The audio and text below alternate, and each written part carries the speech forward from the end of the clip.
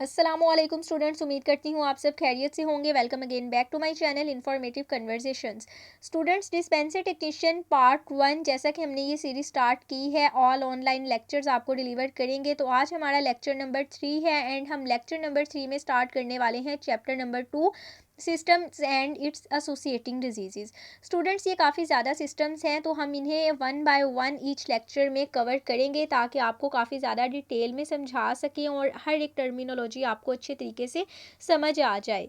तो आज हम लेक्चर में पढ़ेंगे introduction to respiratory system and its associating disease. Respiratory system में कौन से डिजीज़ हैं जो रिस्पायरेटरी सिस्टम से एसोसिएट करते हैं। तो स्टूडेंट्स, यहाँ पर हमने पढ़ने हैं मेन 5 डिजीज़ जो आपके बीएमएफ सिलेबस के अकॉर्डिंग है। Pneumonia, bronchial asthma, respiratory failure, COPD end TB. और ये मोस्ट कॉमन डिजीज़ हैं स्टूडेंट्स, आपने इसके नाम पहले भी सुने होंगे और शायद आप में से काफ़ी स्टूडेंट्स इसके बारे में ऑलरेडी कुछ ना कुछ इन्फॉर्मेशन रखते हो। तो आज का हमारा लेक्चर बहुत ज़्यादा इंटरेस्टिंग होने वाला है, तो आपकी तवज्जो बहुत ज़्यादा ज़रूरी है। अच्छे तरीके से समझिएगा और ये बहुत इंपॉर्टेंट टॉपिक है। आपके एनुअल पेपर में से इसमें से आपको क्वेश्चन लाजमी आएगा। तो बिना टाइम वेस्ट किए वीडियो को स्टार्ट कर। तो स्टूडेंट्स, ये है हमारे पास chapter number 2, system and its associating diseases. सबसे पहले हम देखते हैं introduction to respiratory system. Respiratory system किसे कहते हैं? रिस्पायरेटरी से स्टूडेंट्स हम पहले इस वर्ड से ही हम इसके सारे मैकेनिज्म को समझते हैं। रिस्पायरेटरी कहते हैं सांस लेने के अमल को। The respiratory system is a complex network of organs and tissues responsible for exchange of gases, primarily oxygen and carbon dioxide between the body and the environment. Students, आपको पता है कि हमारे जो लंग्स हैं, फर्स्ट ऑफ ऑल मैं आपको एक बात क्लियर करूं कि ये जो रिस्पायरेटरी हम डिजीज़ स्टडी कर रहे हैं, ये ऑल डिजीज़ जो हमारा ऑर्गन सिस्टम है, हमारा जो ऑर्गन है लंग्स, ये सब उससे रिलेट करते हैं, यानी कि जो हमारे फेफड़े होते हैं। तो रिस्पायरेटरी सिस्टम, जैसे कि आपको पता है कि हम अपने लंग्स के थ्रू सांस लेते हैं। हमारा रिस्पायरेटरी सिस्टम जो है वो लंग्स पर एग्जिस्ट करता है और इसके अंदर ये होता है कि हम जब सांस लेते हैं तो हम ऑक्सीजन को इनहेल करते हैं और जब हम सांस बाहर की तरफ लेकर आते हैं तो वहाँ पर हम कार्बन डाइऑक्साइड को एक्सहेल करते हैं। और ये जो सारा काम है, ये जो प्रोसेस है, ये लंग्स के थ्रू होता है, यानी कि हमारे फेफड़े, और इस सिस्टम को हम कहते हैं respiratory system. This vital system ensures the intake of oxygen required for cellular functions and eliminates carbon dioxide, a byproduct of metabolism. Key components of the respiratory system includes the nose, pharynx, larynx, trachea, bronchi and lungs. जो इसके की components हैं हमारे respiratory system के, उसमें हमारा nose, pharynx, larynx, trachea, bronchi and lungs शामिल हैं। तो ये है रिस्पायरेटरी सिस्टम, जिसमें हम सांस लेने के अमल को आप रिस्पायरेटरी सिस्टम कहते हैं। अब हमारा जो रिस्पायरेटरी सिस्टम है, इसमें कौन कौन से डिजीज़ एसोसिएट करते हैं इससे, यानी कि कौन सी बीमारियां हैं जो हमारे फेफड़ों को मुतासिर करती हैं, जिसकी वजह से हम मुख्तलिफ बीमारियों का शिकार हो जाते हैं, और उसकी क्या वजूहात होती हैं, उसके सिम्टम्स क्या होते हैं, उसके काजेज़ क्या होते हैं, हम किस तरह उन बीमारियों से बच सकते हैं, यही चीज़ें हम पढ़ने वाले हैं और बहुत ही इंटरेस्टिंग टॉपिक हमारा होने वाला है। तो वन बाय वन चलते हैं। सबसे पहले हम देखते हैं निमोनिया। निमोनिया, आपने काफ़ी दफ़ा ये वर्ड सुना होगा और शायद बचपन में आपको किसी को हुआ हो या किसी फैमिली में किसी मेंबर को निमोनिया, जो एक सर्दी लग जाना, यानी कि एक ये डिज़ीज़ इस तरह से कहते हैं कि ये सर्दियों में ज़्यादा अटैक करता है। Pneumonia, single pneumonia, double pneumonia, जो एक ये डिज़ीज़ है। नमूनिया अब है क्या, इसकी अगर हम सिंपल डेफिनेशन देखें तो नमूनिया एक इन्फ्लेमेटरी कंडीशन है। इन्फ्लेमेटरी स्टूडेंट्स कहते हैं सूजन को, ठीक है। कंडीशन इन्फ्लेमेटरी स्वेलिंग को भी हम कहते हैं। एक सूरत हाल है लंग्स की that primarily affects the air sacs, जो कि हमारे जो एयर सैक्स होते हैं, जिसे एल्वियोलाई कहा जाता है, ये उसको उसके ऊपर जो है वो इफेक्ट करती हैं। द एल्वियोलाई में बी फिल्ड विद पस और अदर लिक्विड। जो एल्वियोलाई होती है वो इस कंडीशन में पस से और किसी अदर लिक्विड से फिल हो जाती है, लीडिंग टू सिम्टम्स, और जिसकी वजह से हमें कुछ सिम्टम्स शो होते हैं, जैसे कि खांसी विद कफ विद स्पुटम, बलगम के साथ खांसी आती है, फीवर हो जाता है, चिल्स एंड डिफिकल्टी ब्रीथिंग, और सांस लेने में काफ़ी ज़्यादा दुश्वारी होती है। यहाँ पर एक पिक्चर भी है काफ़ी ज़्यादा ये अच्छे तरीके से आप देखें कि एक नॉर्मल लंग्स है, इसमें एल्वियोलाई आप देखें नॉर्मल किस तरह से है, लेकिन अगर निमोनिया होता है तो ये एल्वियोलाई किस तरह से पस के साथ फिल्ड हो जाती है, तो ये कंडीशन होती है निमोनिया। नमूनिया के कॉजेज़ हैं कुछ।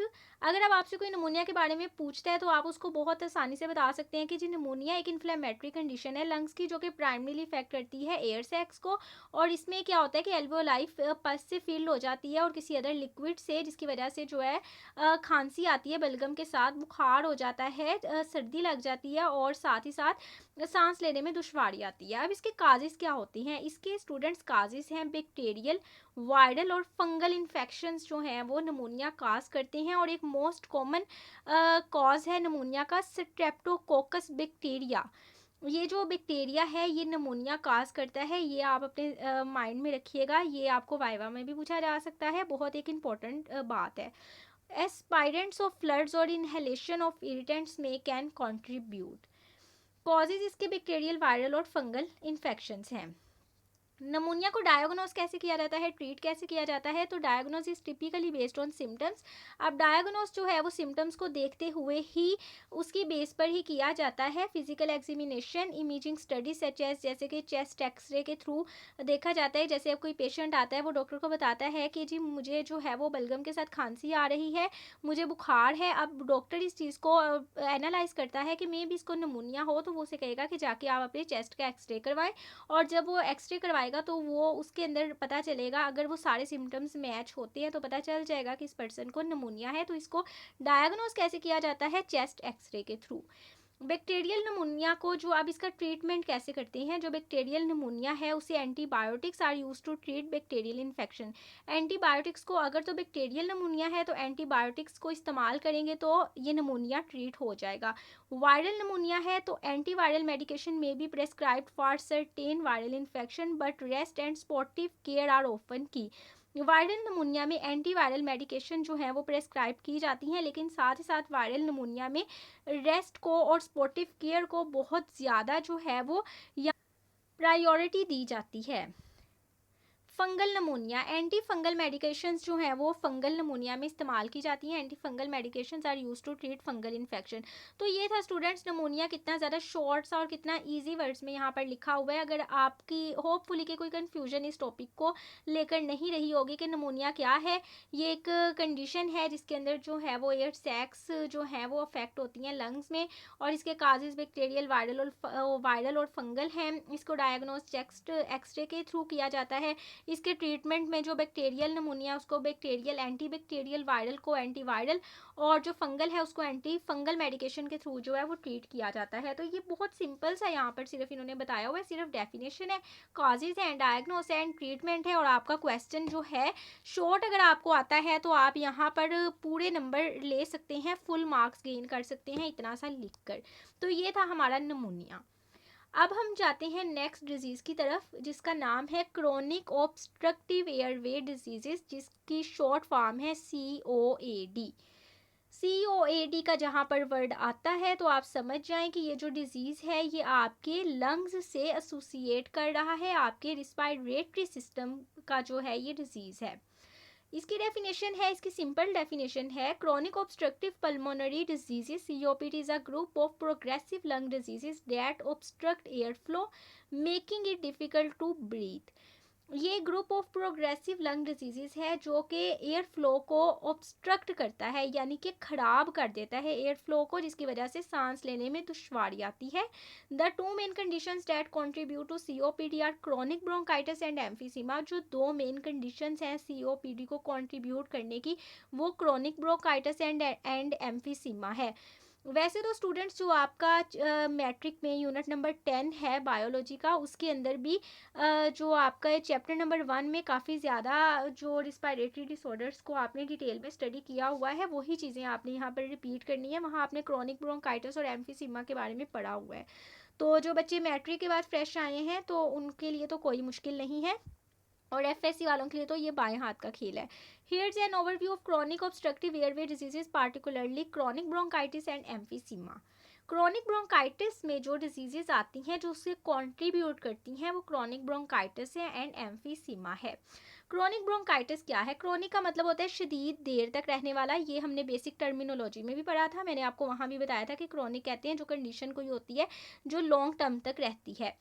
क्रोनिक ब्रोंकाइटिस में ब्रोंकाइटिस का मतलब ऐसे फेफड़ों का फूल जाना भी होता है। Is characterized by the inflammation and narrowing of the bronchiole tubes leading to increase production of mucus. अब यहाँ क्या होता है, क्रोनिक ब्रोंकाइटिस जो है वो इन्फ्लेमेशन हो जाती है, जो ब्रोंकाइल ट्यूब्स होती हैं, एयरवेज होती हैं, वो नैरो हो जाती हैं, यानी कि वो सिकुड़ जाती हैं, तंग हो जाती हैं, और लीडिंग टू जिसकी वजह से जो म्यूकस है, जो बलगम है, उसकी जो मिकदार है वो बहुत ज़्यादा बढ़ जाती है। इसको हम क्रोनिक ब्रोंकाइटिस कहते हैं। अब इसके सिम्टम्स क्या हैं? Persistent cough with mucus production, जिसमें खांसी बहुत ज़्यादा आती है, यानी कि इतनी शदीद आती है कि साथ म्यूकस प्रोडक्शन बहुत बढ़ जाती है। सांस लेने में दुश्वारी होती है। Frequent respiratory infection. और इसके काजेस क्या हैं? Smoking is the primary cause of chronic bronchitis. अब जो लोग स्मोकिंग करते हैं उनके लिए, और वैसे इसका प्राइमरी काज स्मोकिंग है। Long term exposure to lung irritant such as air pollution और workplace dust and chemicals can also contribute. या आप लंबे अरसे तक कुछ जो एक्सपोजर लंग इरिटेंट्स होती हैं, जिस ये जैसा कि आपको पता है कि एयर पोल्यूशन या डस्ट केमिकल्स वगैरह हमारे लंग्स को इरिटेट करते हैं, तो अगर आप इस तरह के इन्वायरमेंट में ज़्यादा टाइम के लिए रहते हैं तो भी आपको क्रोनिक ब्रोंकाइटिस हो सकता है, और स्मोकिंग इसका प्राइमरी कॉज है। एम्फीसीमा। एम्फीसीमा क्या है? Emphysema involves damage to air sacs, यानी कि destruction of the walls of the alveoli in the lungs reducing their elasticity.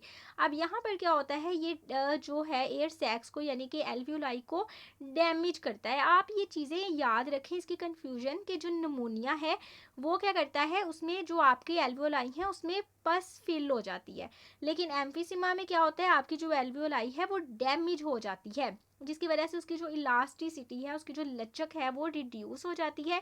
This damage make it harder for the air extract to expand and contract properly.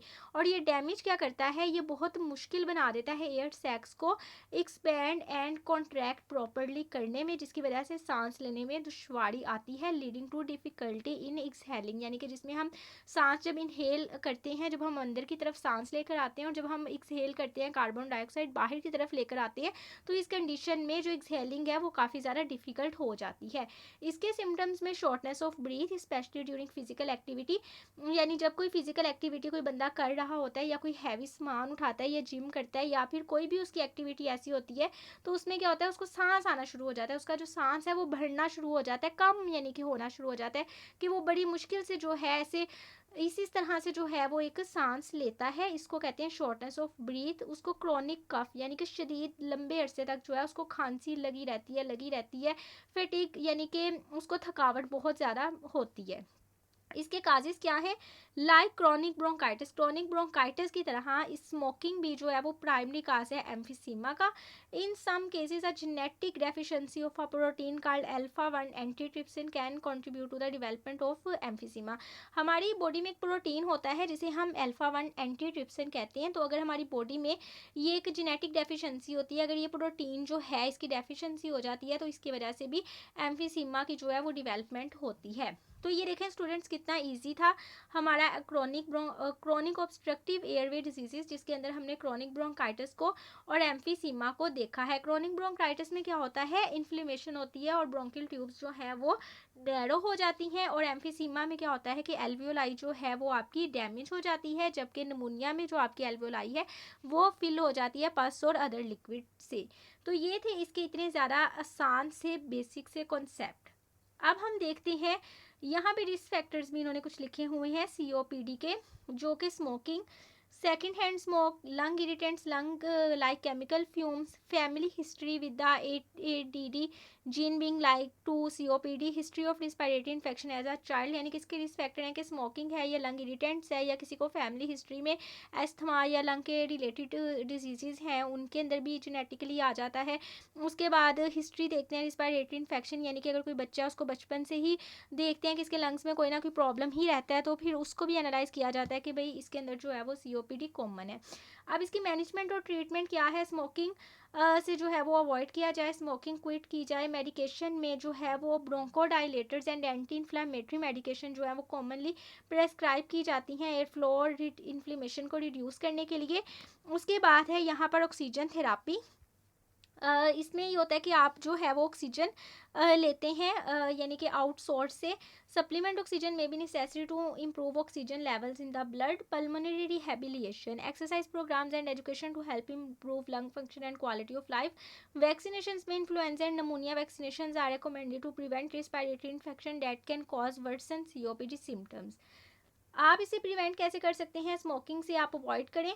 Environmental protection देखें, यानी कि जो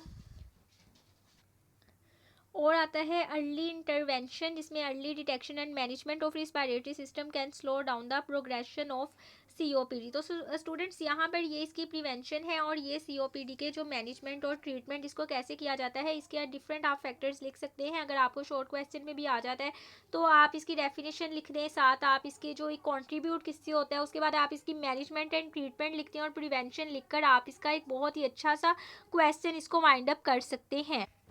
next आता है students हमारे पास bronchial asthma. Bronchial asthma किसे कहते हैं? ये एस्थमा ही है, यानी कि जिसे हम दमा कहते हैं। अगर हम कॉमन वर्ड में देखें हमारी उर्दू ज़बान में, तो bronchial asthma commonly refer to as asthma is the chronic respiratory condition. ये भी एक क्रॉनिक रिस्पायरेटरी कंडीशन है। क्रॉनिक मतलब long term, characterized by the inflammation of the airways, जिसमें जो एयरवेज है उस पर इन्फ्लेमेशन हो जाती है। Bronchospasm, constriction of the bronchioles and increased mucus production, और इसमें भी जो म्यूकस है उसकी प्रोडक्शन बढ़ जाती है। These factors can lead to recurrent episodes of wheezing, breathlessness, chest tightness and coughing, particularly at night और अर्ली इन द मॉर्निंग। यहाँ पर क्या होता है स्टूडेंट्स के जो वीजिंग होती है और ब्रीथलेसनेस होता है, यानी कि सांस में दुश्वारी, चेस्ट टाइटनेस, खांसी, और ख़ास तौर पर रात में और जब सुबह सुबह उठते हैं। Asthma symptoms can range from mild to severe. जो एस्थमा के सिम्टम्स हैं वो कम से ज़्यादा हो जाते हैं, शदीद हो जाते हैं, and they can very over time, और टाइम के साथ साथ ये बहुत ज़्यादा बढ़ जाते हैं। Causes, asthma symptoms can be triggered by various factors including allergens. ये एस्थमा जो है ये एलर्जन से ही होता है, जैसा कि पोलन, डस्ट माइट्स और animal dander. Respiratory infections, physical activity, cold air, pollutants and irritants वगैरह जो हैं वो भी इसके कॉजेज हैं। इसको डायग्नोस कैसे किया जाता है? Diagnose is typically based on combination of medical history. Medical history को देखते हुए उसकी बेस पर इसको डायग्नोस करते हैं, जिसमें physical examination and lung function test करते हैं, जैसा कि स्पायरोमेट्री टेस्ट होता है उसको डायग्नोस करने के लिए, जो कि मेजर करता है विच measures the amount and speed of air that can be inhaled and exhaled. जो कि स्पायरोमेट्री टेस्ट है जो कि मेजर करता है अमाउंट ऑफ स्पीड की, हवा की, जो कि इनहेल और एक्सहेल की स्पीड से हो रही है। तो एस्थमा को डायग्नोस करते हैं स्पायरोमेट्री टेस्ट से। अगर आपको ये MCQ में पूछा जाए तो आपको पता होना चाहिए कि आपने इसका कौन सा राइट आंसर लगाना है। उसके बाद है treatment and management. Controller medications, long term medications जो हैं such as inhaled corticosteroids, leukotriene modifiers and long acting beta agonist are use to control inflammation and prevent symptoms. उसके बाद रिलायबल मेडिकेशंस हैं। Short acting beta agonist provide quick relief during acute episodes to relieve bronchospasm. Allergen and trigger avoidance है। Identify and avoiding triggers such as infection, allergens, irritants and emotional stress are important aspect of asthma management. Monitoring, regular monitoring of asthma of symptoms and lung function help in adjusting treatment plans as needed. Emergency treatment, severe asthma attacks require promote medical attention. Emergency treatment may also include the use of oxygen therapy, short acting bronchodilators, oral corticosteroids and in extreme cases hospitalization. इसको treatment और management कैसे किया जाता है? Controller जो medications वगैरह लेकर, reliable medications लेके, एलर्जेंस वगैरह की जो चीज़ें हैं उससे अवॉइड करके, इसे रेगुलर मोनिटर करके, एमरजेंसी ट्रीटमेंट लेकर और लाइफस्टाइल जो है उसको मैनेज करके, यानी कि जिन चीज़ों से आपको एलर्जी है उन चीज़ों से अगर आप अवॉइड करते हैं, अपने लाइफस्टाइल को मैनेज करते हैं, तो ये तमाम काम करके आप एस्थमा से बच सकते हैं। यहाँ पर एक ये इतनी प्यारी डायग्राम भी बताई हुई है जिसके अंदर इन्होंने इसके सिम्टम्स और इसके कॉजेज़ बताए हैं। Pets, stress, anger, pollution, smoking, dust, cool air, bugs और पोलन वगैरह जो है वो अस्थमा को काज करते हैं। और आपने देखा होगा कि जो अस्थमा के पेशेंट्स हैं वो इनहेलर का यूज़ करते हैं, वो भी इस वजह से इनहेलर यूज़ करते हैं क्योंकि जब वो इनका इनहेल एंड एक्सहेल में जब प्रॉब्लम आती है तो उनकी जो ऑक्सीजन की जो कंजप्शन है वो पूरी नहीं हो रही होती, जिसकी वजह से उनको इनहेलर यूज़ करना पड़ता है। उसके बाद स्टूडेंट्स हमारे पास आती है इसकी एक और अदर डिजीज़ जो है रिस्पायरेटरी सिस्टम की, वो है पल्मोनरी ट्यूबरक्लोसिस, जिसको टीबी कहते हैं। पल्मोनरी ट्यूबरक्लोसिस का अगर लफ्ज़ आ जाता है तो आपको पता होना चाहिए ये टीबी है। ये एक कॉन्टेजियस बैक्टीरियल इन्फेक्शन है जो कि प्राइमरीली इफेक्ट करता है लंग्स पे। It is caused by the bacterium Mycobacterium tuberculosis. ये कॉज करता है एक बैक्टीरिया जिसको हम माइकोबैक्टीरियम ट्यूबरक्लोसिस कहते हैं। Tuberculosis can also affect other parts of the body. जो टीबी होता है ये हमारे लंग्स के साथ साथ जो अदर बॉडी पार्ट्स होते हैं इनके ऊपर भी इफेक्ट करता है, but TB is the most common form. लेकिन टीबी जो है वो मोस्ट कॉमन फॉर्म है। इसकी ट्रांसमिशन कैसे होती है, यानी ये मुंतकिल कैसे होता है? Airborne transmission occurs through respiratory droplets. अब इसकी ट्रांसमिशन ऐसी होती है कि अगर कोई पेशेंट है उसको टीबी है और एक कोई नॉर्मल पर्सन उसके साथ जाकर बैठ गया है, उसके खाने में या तो जब वो कम्युनिकेट करता है उस वक्त अगर उसके ड्रॉपलेट्स आते हैं वो एक अदर पर्सन के मुंह में चले जाते हैं तो उससे क्या होता है कि अदर जो पर्सन है उसको भी टीबी हो जाता है। तो इस तरह से इसकी ट्रांसमिशन होती है। इसी वजह से कहते हैं कि अगर कोई टीबी का पेशेंट है तो उसके जो बर्तन हैं वो अलग कर दो और जितना हो सके उसको कहो कि वो अपनी मेडिकेशन वगैरह ले और थोड़ा सा जो है वो डिस्टेंस के ऊपर आप जो है उसके साथ कम्युनिकेट करें। ट्यूबरक्लोसिस यहाँ पर ये इन्होंने एक डायग्राम भी शो की हुई है, ड्रॉपलेट्स फ्रॉम अ कफ और sneeze by an infected person. अब ये देखें जो मैंने अभी आपको बात बताई है वही सेम चीज़ है। जब ये दो लोग आपस में देखें बात कर रहे हैं तो उसके मुंह से जो ड्रॉपलेट्स निकल रहे हैं, तो जो एक नॉर्मल पर्सन है, जो इन्फेक्टेड पर्सन है, उसके जो मुंह में से ड्रॉपलेट्स निकल रहे हैं वो जब एक नॉर्मल पर्सन के अंदर जा रहे हैं तो ऑब्वियसली उसको भी टीबी कॉज हो जाएगा। सिम्टम्स इसके क्या है? कॉमन सिम्टम्स जो हैं टीबी के, उसके अंदर परसिस्टेंट कफ है लास्टिंग मोर देन 3 वीक्स, यानी कि 3 वीक्स से ज़्यादा हो गए। अगर आपको यहाँ बहुत ज़्यादा खांसी हो रही है तो आप इसके लिए टीबी का टेस्ट करवा सकते हैं। फीवर, कफिंग अप ब्लड और स्पूटम, यानी कि खांसी आती है, खून आता है, बलगम आता है। चेस्ट में पेन रहती है, फिटीक यानी कि थकावट रहती है, लॉस ऑफ एपिटाइट, भूख कम लगती है, आपका वज़न कम हो जाता है, ये नाइट स्वीट्स, रात को पसीना बहुत ज़्यादा आता है। तो ये इसके सिम्टम्स हैं। इसको डायग्नोस कैसे किया जाता है? Diagnosis involves the combination of clinical evaluation, medical history, chest x-ray और लेबोरेटरी टेस्ट के through. The most common diagnostic test is the tuberculin skin test, जिसको टीएसटी भी कहते हैं, और the interferon gamma release SAIGRA। Confirmation of TB often requires culturing the bacteria from sputum samples. Students ये बहुत important MCQ है कि TB को जो है वो किस टेस्ट से डायग्नोस किया जाता है, तो ये आपने लाजमी की पॉइंट याद रखना है और वाइवा में भी आपसे पूछा जा सकता है। इसकी ट्रीटमेंट क्या है? TB is treatable with a combination of antibiotics. TB एक ट्रीटेबल जो है डिजीज़ है, कॉम्बिनेशन ऑफ एंटीबायोटिक्स के साथ इसको ट्रीट किया जाता है। The most common drug regimen includes isoniazid, rifampin, ethambutol and pyrazinamide. Treatment typically lasts for several months and it's crucial to complete the entire course of medication to ensure complete eradication of the bacteria and prevent the development of drug resistant strain। Students ये जो है chronic disease है, long term तक रहता है, तो इसका जो ट्रीटमेंट है वो भी काफ़ी लॉन्ग टर्म चलता है और इसमें जो पेशेंट्स हैं उनको एडहेरेंस का जो है वो मुजाहिरा करना पड़ता है, तभी जाकर इसको अच्छे तरीके से ओवरकम किया जाता है। In some cases health care providers may use directly observe therapy. कुछ केसेस में होता है जो हेल्थ केयर प्रोवाइडर्स हैं वो डायरेक्टली ऑब्जर्व थेरापी करते हैं, where health care work observes the patient taking their medication to ensure adherence to the treatment plan. वही बात जो मैंने अभी आपको बताई है, इन्होंने भी वही रिपीट किया कि जो पेशेंट है वो एडहेरेंस के साथ ट्रीटमेंट प्लान ले तो वो जो है इसको टीबी से अच्छे तरीके से रिकवर कर सकता है। उसके बाद है हमारे पास last one, respiratory failure. Respiratory failure यानी कि जो आपका रिस्पायरेटरी सिस्टम है वो फेलर हो जाता है, ये एक कंडीशन बहुत सीरियस है, सीवियर है। Respiratory failure is a condition, ये कंडीशन है in which the respiratory system is unable to adequately perform its function of gas exchange, जिसके अंदर जो है कि जो आपका गैस एक्सचेंज का फंक्शन है वो अनेबल टू रिस्पॉन्ड हो जाता है, leading to an imbalance in oxygen, जिसकी वजह से जो ऑक्सीजन है और कार्बन डाइऑक्साइड लेवल जो है ब्लड में वो इम्बैलेंस हो जाता है। It is a serious medical emergency, एक सीरियस मेडिकल कंडीशन है that requires prompt intervention. Causes इसके क्या हैं? Various conditions include severe pneumonia, severe pneumonia की सूरत में रिस्पायरेटरी फेलर हो जाता है, सीओपीडी एक्सेक्रिब्रेशंस में and acute respiratory distress syndrome के सूरत में रिस्पायरेटरी फेलर हो जाता है। इसके सिम्टम्स हैं रैपिड ब्रीथिंग, तेज तेज सांस आना, शॉर्टनेस ऑफ ब्रीथिंग या बिल्कुल आहिस्ता सांस आना, confusion and cyanosis, bluish discoloration of the skin and nails.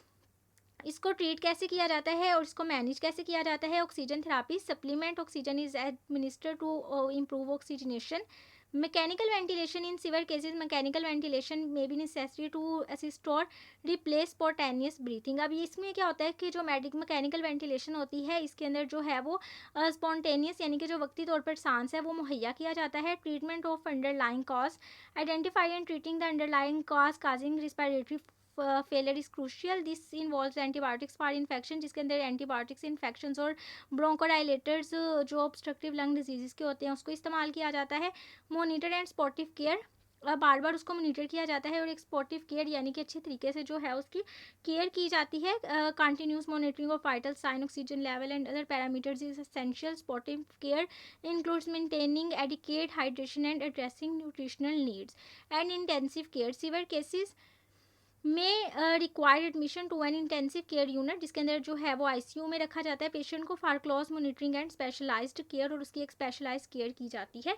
तो इस तरह जो है वो रिस्पायरेटरी फेलियर को आप ट्रीट कर सकते हैं और मैनेज कर सकते हैं। तो स्टूडेंट्स ये बहुत ही ज़्यादा इजी चैप्टर नंबर 2 के रिस्पायरेटरी सिस्टम के हमने ऑल डिजीजेस पढ़े हैं जो कि 5 हैं। आप लोगों को इसके नाम भी याद होने चाहिए, आपसे वाइवा में भी पूछा जा सकता है, हो सकता है आपसे एमसीक्यूज में भी पूछा जाए। इनकी डेफिनेशंस, इनके causes, diagnose and treatment management, ये आपने लाजमी याद रखना है। ये काफ़ी एक दूसरे से रिजेम्बलेंस रखते हैं तो आपको कन्फ्यूजन हो सकती है, तो इस वजह से आपने अपने नोट्स बनाने हैं, आपने इनके की पॉइंट्स बनाने हैं ताकि ये सारा मिक्सअप मटेरियल ना हो और एक एक चीज़ आप अच्छे तरीके से अलग अलग डिफ़ाइन कर सकें। होपफुली आज का लेक्चर आपके लिए काफ़ी ज़्यादा हेल्पफुल रहा होगा। अगर आपका फर्दर कोई भी क्वेश्चन है तो आप मुझे कमेंट सेक्शन में पूछ सकते हैं, इंशाल्लाह मैं आपको ज़रूर जवाब दूंगी और हो सका तो इन डिटेल वीडियो भी बना दूंगी। अपना बहुत सारा ख्याल रखिएगा। इंशाल्लाह बहुत जल्द लेक्चर नंबर 4 भी हम इन डिटेल आपके साथ शेयर करेंगे। जज़ाकल्लाह, दुआओं में याद रखिएगा। अल्लाह हाफिज़।